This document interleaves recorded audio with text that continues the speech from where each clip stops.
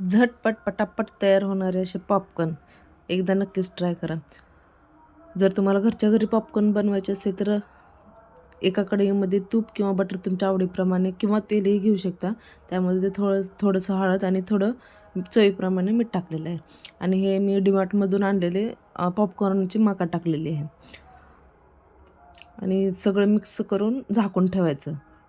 आणि थोड्या वेळानं तुम्ही मॅजिक म्हणजे फटाक्यांचा आवाज ऐकायला येईल तुम्हाला. पॉपकॉर्न फुटण्याचा आवाज एकच नंबर येतो आवाज. ऐका. तर असा आवाज येत असेल तर समजायचं की आपले पॉपकॉर्न होत आहेत. मग 1-2-3 मिनटं वाट बघायची आणि मग झाकण खोलायचं. जर असं फटाक्यांचा आवाज येत असेल तर तुम्ही झाकण काढलं तर सगळ्या किचनमध्ये तुमचे पॉपकॉर्न होतील. त्यामुळं आवाज कमी झाला की अलगद झाकण काढायचं आणि बघायचं.